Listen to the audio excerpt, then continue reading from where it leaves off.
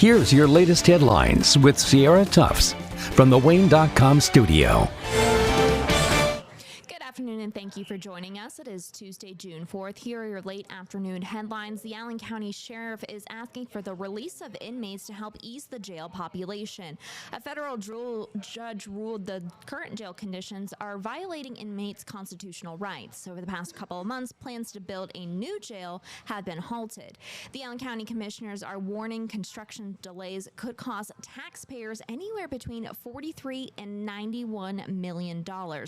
A letter submitted to the courts stated the jail's population has been near capacity for some time, and the Sheriff's Department has, quote, grave concerns about the capacity. The ACLU is asking for a federal judge to create a 3-judge panel to oversee the release of inmates. Major League Baseball has suspended Heritage High School grad and minor league player Andrew Saalfrank for a year. The suspensions are for betting on MLB games and one college game.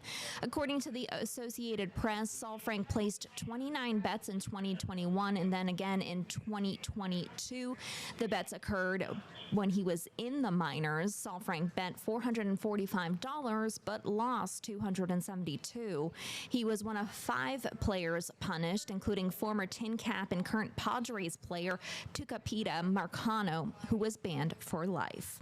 Coming up later today, we'll have more on a hearing this morning for a La Fountain mobile home park and what a judge has ruled about their water and sewer. Plus, we'll have a live report about City Council and some changes that could be coming with TRA. Plus, we'll learn about some swimmers that will be heading to Indianapolis to take a dip into the Olympic trial pool before Olympic hopefuls get the chance. Looking at your weather headlines, we are wrong button here. There we go. Looking at your weather headlines, we are looking at hot and humid weather for a little bit longer, overnight rain, but we will be cooling off.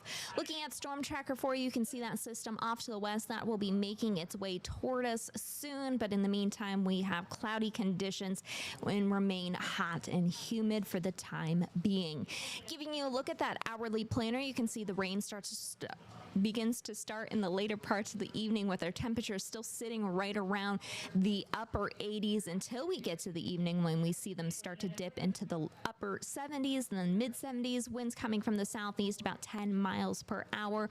And once that rain finally makes its way to the area, we will start to cool off. You can take a look at Parkview Field right now. Tin Cap's in town this week. It is a family night. Things looking steamy there. If you're heading out, make sure you're staying hydrated and watching the radar for potential rain before 9 o'clock, before the game ends. So keep that in mind as well.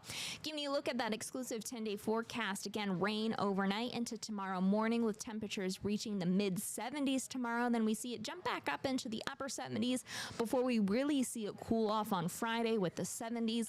And then on Saturday and Sunday, we remain in the mid 70 range before we see another chance to see some rain on Monday and Tuesday. So for now, we're starting off June on that hot note, but things should start to cool down for us. Make sure you're checking on your pets and elderly. Make sure everybody is safe and sound and cool tonight, and we will hopefully see some relief from that heat and humidity real soon. In the meantime, we'll see you back here tomorrow morning at 8:30. We'll also see you at First at 5, News at 6, and Nightcast at 11. Have a good evening.